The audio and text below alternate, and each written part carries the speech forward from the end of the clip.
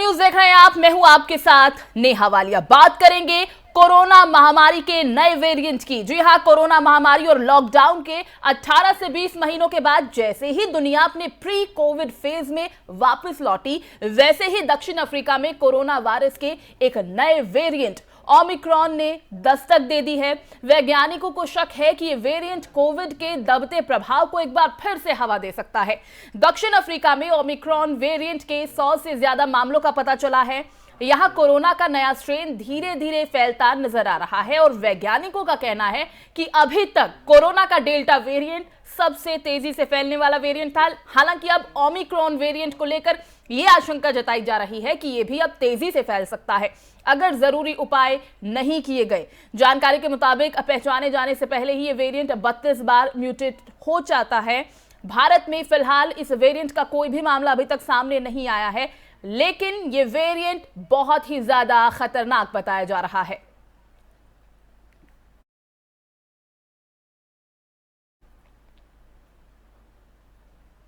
तो महामारी के कारण सख्त यात्रा प्रतिबंध लागू है, जिसकी वजह से कई मंत्रियों को जेनेवा पहुंचने से रोके जाने का अंदेशा था। अब ऐसे में कॉन्फ्रेंस का आयोजन नहीं किए जाने का भी फैसला लिया गया। और वहीं कोरोना के नए वेरिएंट को लेकर आ रही खबरों के बीच अमेरिका और यूरोपीय देशों ने दक्षिण अफ्रीका से आने वाली फ्लाइट्स पर भी रोक लगा दी है। हालांकि भारत में अब तक नए कोरोना वेरिएंट का एक भी केस सामने नहीं आया है। ग्राफिक्स के जरिए भी आपको समझाने की हम कोशिश करेंगे कि आखिर इस नए वेरिएंट से आपको कितना ज्यादा खतरा हो सकता है। तो कोरोना का ये जो नया वेरिएंट है B.1.1529, ये बहुत ज्यादा खतरनाक बताया जा रहा है। तो नए वेरिएंट को, ये जो नया वेरिएंट है, इसे WHO ने ओमिक्रॉन नाम दिया है। 24 नवंबर को पहली बार दक्षिण अफ्रीका में ये वेरिएंट मिला। WHO के मुताबिक वेरिएंट के कई म्यूटेशन हैं। इस वेरिएंट से संक्रमण फिर से बढ़ सकता है। दक्षिण अफ्रीका के कई प्रांतों में ओमिक्रॉन के जो मामले हैं वो बढ़ते नजर आ रहे हैं। मौजूदा कोरोना की जांच के तरीके से इस वेरिएंट का पता लगाया जा सकता है, लेकिन ये जो ओमिक्रॉन है, इसके बारे में अभी जानकारी ये है कि भारत में अभी इसका कोई भी मामला सामने नहीं आया है।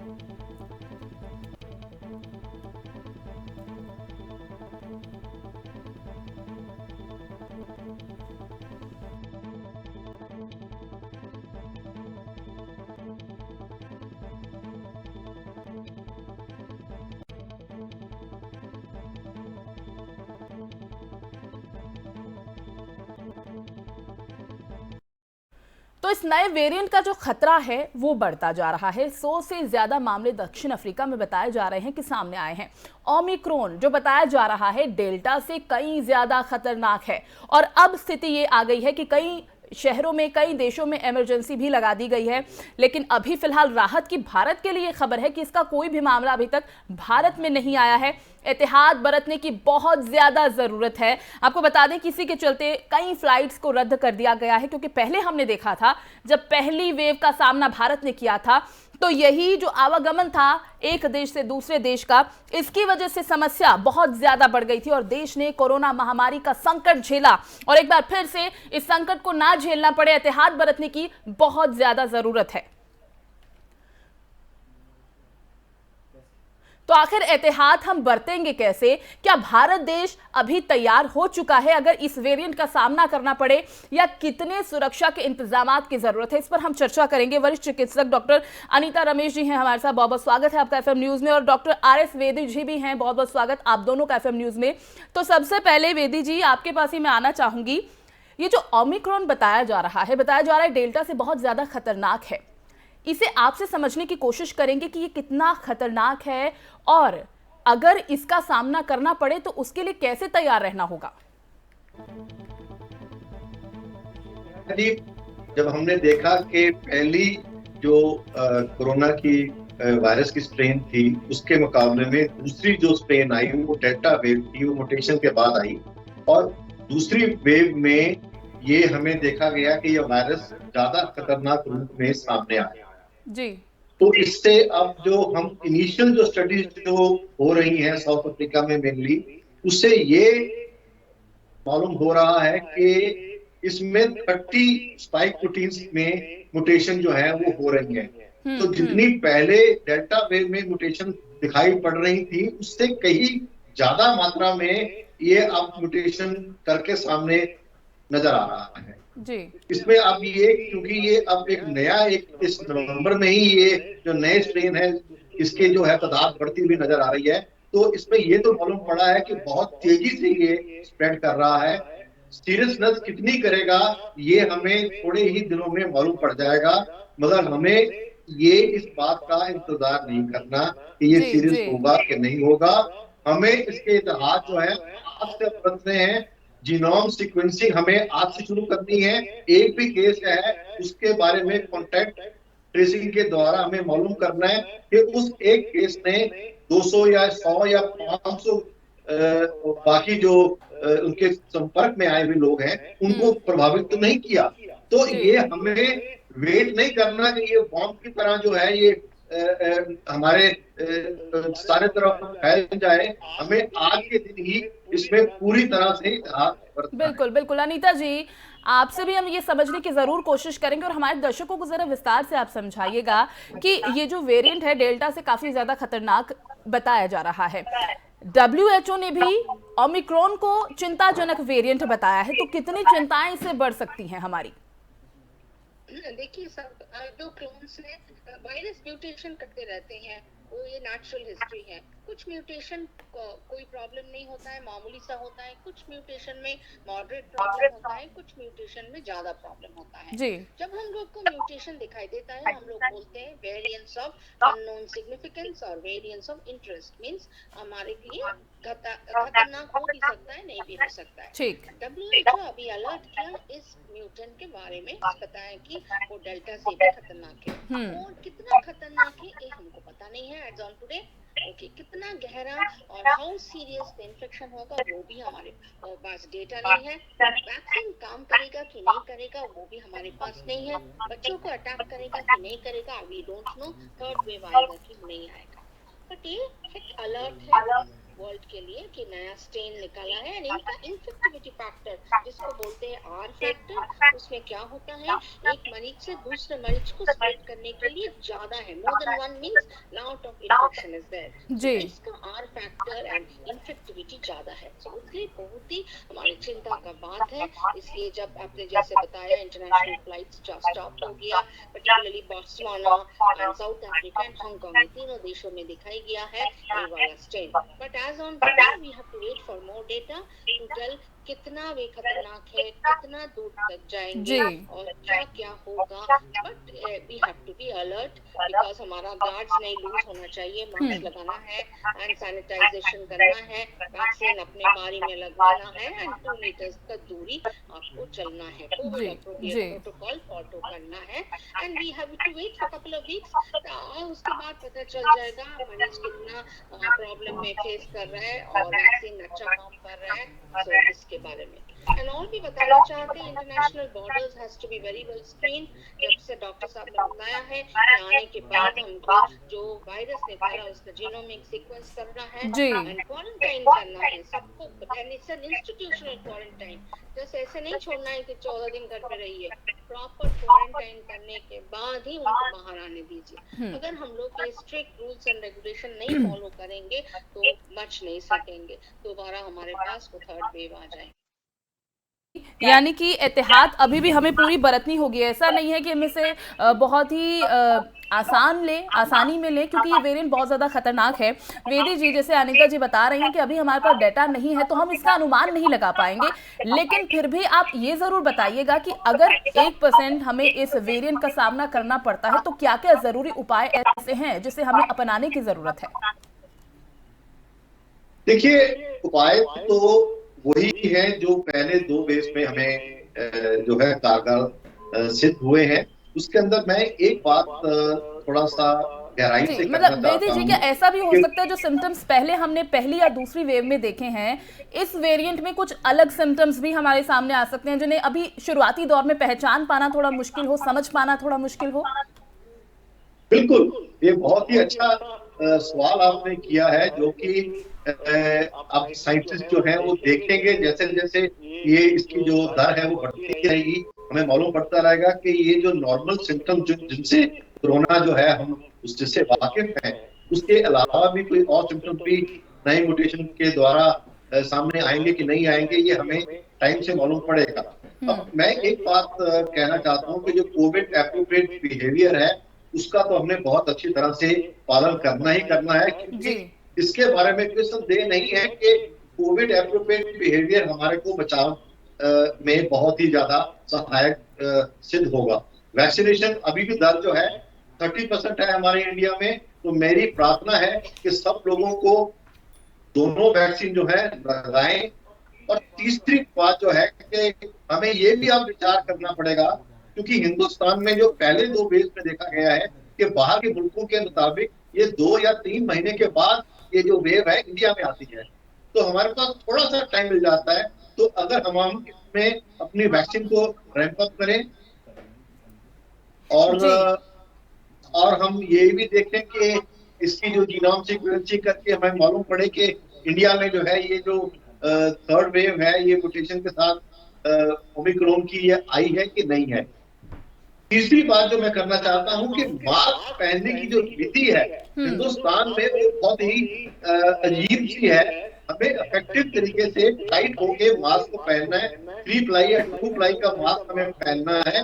नॉर्मल हम जब मास्क पहनते हैं तो हमें ये देखना है कि जो भी सांस हम अंदर खींचे या बाहर में वो मास्क के द्वारा जो है सांस वो आना चाहिए। साइड से अगर मास्क में सांस आ रहा है तो वो मास्क का कोई फायदा नहीं। वेदी जी, मैं आपको इस सवाल में टोकना इसलिए चाहूंगी क्योंकि ये उन दर्शकों को बताना बहुत ज्यादा जरूरी है जो अब इस कोरोना जैसी बीमारी को, जिसका हम दंश ऑलरेडी झेल चुके हैं फर्स्ट और सेकंड वेव के रूप में, अब उसे उतना ज्यादा सीरियस नहीं ले रहे हैं। हम मास्क का जो जिक्र कर रहे हैं हम खुद भी देख पाते हैं और आपने भी बहुत बार देखा होगा, जब हम बाहर निकलते हैं तो लोग वाकई उसे इतना सीरियस नहीं ले रहे हैं, मास्क प्रॉपरली नहीं लगा रहे हैं, भीड़ भाड़ बहुत ज्यादा हो गई है पहले से, हम 2 गज दूरी का पालन नहीं कर रहे हैं। तो ऐसे लोगों को समझाना बहुत ज्यादा इस वक्त जरूरी है, क्योंकि देश में भले ही लगता है मामले अब कम होने लगे हैं, लेकिन जब एक और इस तरह के वेरिएंट का खतरा मंडरा रहा हो, बहुत सारी ऐसी जगहें, अभी भी कर्नाटक की बात कर ले, केरला की हम बात कर ले, यहाँ पर स्थिति बहुत ज्यादा बेहतर नहीं है। तो इसलिए भी दर्शकों को ये बात आप लोगों के जरिए हम समझाने की जरूर कोशिश करेंगे कि अभी भी मास्क का इस्तेमाल करना, सैनिटाइजर का इस्तेमाल करना और 2 गज दूरी का पालन करना कितना ज्यादा जरूरी है। जरूरी नहीं है, मैं समझता हूँ इतना लाजिम है कि ये आप अपने आप को कुएं में धकेल रहे हैं अगर आप इनका पालन नहीं कर रहे हैं। आप अपने आप को तो धकेल रहे हैं, अपने नजदीकी जो लोग हैं जिनके संपर्क में आप आ रहे हैं उनको भी आप खतरे के एक ऐलान जो है वो कर रहे हैं। तो इसमें तो 1% भी ढील हम कर ही नहीं सकते, क्योंकि मास्क जो है, इन तीनों चीजों में मास्क सबसे ज्यादा जरूरी है। मास्क की ट्रांसमिशन जो है वो आप काफी हद तक रोक सकते हैं। तो मास्क को प्रॉपरली पहने, टाइट फिटिंग मास्क होना चाहिए, 3 प्लाई का मास्क होना चाहिए। और फिर मैं दोबारा यही संदेश देना चाहता हूँ आपके माध्यम से कि मास्क ऐसा होना चाहिए ताकि आपको सांस लेने में थोड़ी सी दिक्कत महसूस हो। अगर आपका सांस जो है वो साइड से आ रहा है तो उस मास्क का कोई फायदा नहीं है। बहुत हैरानी की बात है कि हम देखते हैं, हम पार्टीज में जाते हैं, शादियों में जाते हैं, कार में बैठे हुए हमने मास्क लगा रखा होता है जी, प्रोबेबली बिकॉज हम पुलिस से डर के ये मास्क लगाते हैं। और जैसे ही हम शादियों में पहुंचते हैं या पार्टीज में पहुंचते हैं तो हम मास्क देते हैं। एक मनुष्य एक ही ऐसा प्राणी है जो इतनी जल्दी जो है वो भी म्यूटेट कर जाता है। जो वायरस है वो म्यूटेट करना ज्यादा खतरनाक होके, जो लड़ाई लड़ रहे हैं एक मनुष्य की और एक वायरस की है, वायरस दोबारा आ रहा है, अटैक कर रहा है। वैक्सीन होने के बावजूद, सारे इतिहास बरतने के बावजूद वो अपने आप को सारा जो है इस तरह से तैयार कर रहा है कि वो ज्यादा घातक होके मनुष्य को नुकसान पहुंचा सके। और मनुष्य, वेदी साहब आपने बिल्कुल सही बात कही है कि पुलिस के डर से या फिर किसी और डर से हमें मास्क नहीं लगाने की जरूरत। हमें डरना है तो कोरोना जैसी गंभीर बीमारी से डरना है और उसके डर से हमें मास्क लगाने की जरूरत है। अनीता जी, जिस तरह से लोगों के मन में एक और डर है, दूसरी लहर का हमने सामना किया, अब तीसरी वेव का भी कोई पता नहीं कि क्या हमें फिर से इस तीसरी वेव का भी नुकसान झेलना पड़ेगा। लेकिन ऐसे में लोगों के मन में जो एक सवाल ये है कि चाहे वो फुल्ली वैक्सीनेट हैं, दोनों डोज उन्होंने ले लिए हैं, लेकिन बहुत सारे मामले ऐसे भी सामने आ रहे हैं फिर भी वो कोरोना संक्रमण से बच नहीं पा रहे हैं। तो वो लोग इससे भी डरे हुए हैं कि क्या वैक्सीनेट हो या ना हो, और अगर हो भी रहे हैं तो फिर भी इसका शिकार हो रहे हैं हम। ओके सो अभी देखिए जो ये वैक्सीनेशन का है ना, हम ये वैक्सीनेशन हमको 100% प्रोटेक्शन तो नहीं देते हैं। ओके 60 से 70 तक खाली इनका प्रोटेक्शन देते हैं। इस वैक्सीन लेने के बाद भी हमारे पास इन्फेक्शन होने का चांस है 30% to 40%। अगर इन्फेक्शन भी होगा वैक्सीनेशन लेने के बाद भी, तब हमको माइल्ड एंड मॉडरेट इन्फेक्शन होता है, ज्यादा नहीं इन्फेक्शन होते हैं। सो इसी कारण हमको मास्क से साथ साथ डिस्टेंस मेंटेन करना और वैक्सीनेशन भी लगातार चलते रहना, यही सबके लिए अच्छे हैं। ठीक है, बहुत बहुत शुक्रिया आप दोनों का, अनीता जी और RS द्विवेदी साहब, आप दोनों का हमारे साथ जुड़ने के लिए और दर्शकों को ये बात समझाने के लिए भी कि कितना ज्यादा जरूरी है आपको मास्क लगाना, सैनिटाइजर का इस्तेमाल करना और 2 गज दूरी का पालन करना, क्योंकि हम इस बात को समझ नहीं पा रहे हैं कि मास्क लगाना कितना ज्यादा जरूरी है। दूसरी लहर तक का हमने सामना कर लिया है और अब देश को शायद तीसरी लहर का भी सामना करना पड़े। ये नया वेरिएंट एक बड़ा खतरा बनकर सामने आया है। बहुत बहुत शुक्रिया आप दोनों का हमारे साथ जुड़ने के लिए। तो कोरोना के इस नए स्ट्रेन को लेकर दुनिया भर में हड़कंप की स्थिति बन गई है। अब इसे लेकर पीएम मोदी की अध्यक्षता में हालातों की समीक्षा पर एक बैठक हुई। इस बैठक में कई वरिष्ठ अधिकारी भी मौजूद रहे। इस दौरान प्रधानमंत्री मोदी को दक्षिण अफ्रीका में आए कोरोना के इस नए वेरिएंट ओमिक्रॉन और इससे प्रभावित देशों के बारे में जानकारी दी गई है। बता दें कि जानकारी के मुताबिक पीएम ने अधिकारियों से नए उभरते हालातों के मद्देनजर कोविड के कारण लागू अंतर्राष्ट्रीय यात्रा प्रतिबंधों में ढील देने की योजना पर समीक्षा करने को भी कहा है। पीएम मोदी ने अंतर्राष्ट्रीय यात्रियों के आने पर उनकी मॉनिटरिंग और गाइडलाइन के हिसाब से टेस्टिंग का उल्लेख करते हुए खासकर उन जोखिम वाले देशों को पहचान करने को कहा है जहां से ये नए मामले सामने आ रहे हैं।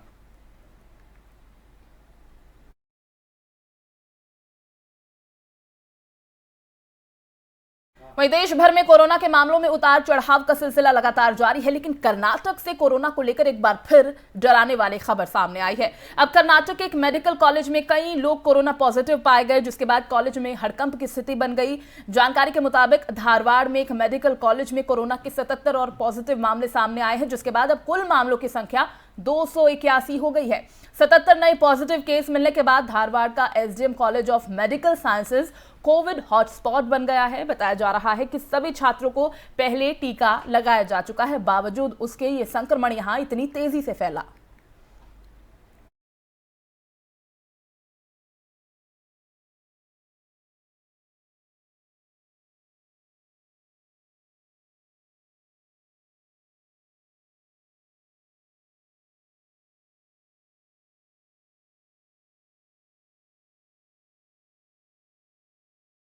देश के कई इलाकों में कोरोना संक्रमण के मामले तेजी से बढ़ रहे हैं। कोरोना के नए वेरिएंट ओमिक्रॉन ने भी दुनिया भर के देशों की चिंता को बढ़ा दिया है और इसे देखते हुए दिल्ली के मुख्यमंत्री अरविंद केजरीवाल ने पीएम मोदी को ट्वीट कर अपील की है कि कोरोना के नए वेरिएंट से प्रभावित देशों की फ्लाइट्स पर रोक लगाई जाए। बताते चले, केजरीवाल ने ट्वीट कर कहा कि बड़ी समस्याओं से जूझते हुए हमारे देश ने कोरोना से पार पाया है। अब ऐसे में हमें नए वेरिएंट को भारत में प्रवेश करने से रोकने के लिए हर जरूरी कदम उठाना चाहिए। गौरतलब है कि पीएम मोदी ने बैठक ऐसे समय बुलाई है जब देश में स्कूल कॉलेजों में भी कोरोना तेजी से फैल रहा है। कर्नाटक, तेलंगाना, राजस्थान, ओडिशा समेत देश अलग अलग राज्यों से छात्रों और शिक्षकों के कोरोना की चपेट में आने की खबरें सामने आ रही हैं। तो कोरोना का कहर दुनिया भर में जारी है। अब नए स्ट्रेन के मिलने से विश्व स्तर पर भी हड़कंप मच गया है। दक्षिण अफ्रीका में सामने आए नए स्ट्रेन को लेकर अलर्ट जारी कर दिया गया है। मुंबई प्रशासन ने इस पर सख्ती बरतते हुए दक्षिण अफ्रीका से मुंबई एयरपोर्ट पर पहुंचने वाले पैसेंजर्स के लिए क्वारंटाइन और जीनोम सीक्वेंसिंग कराने का फैसला किया है। खुद मुंबई की मेयर किशोरी पेडनेकर ने इसकी जानकारी देते हुए कहा कि अगर कोई व्यक्ति कोविड-19 पॉजिटिव पाया जाता है तो उसकी जीनोम सीक्वेंसिंग कराई जाएगी। मुंबई प्रशासन की तरफ से यह फैसला ऐसे समय पर लिया गया जब कई देशों ने कोरोना के नए वेरिएंट ओमिक्रॉन के आने के बाद दक्षिण अफ्रीका से आ रही फ्लाइट्स पर बैन लगाने का ऐलान किया है।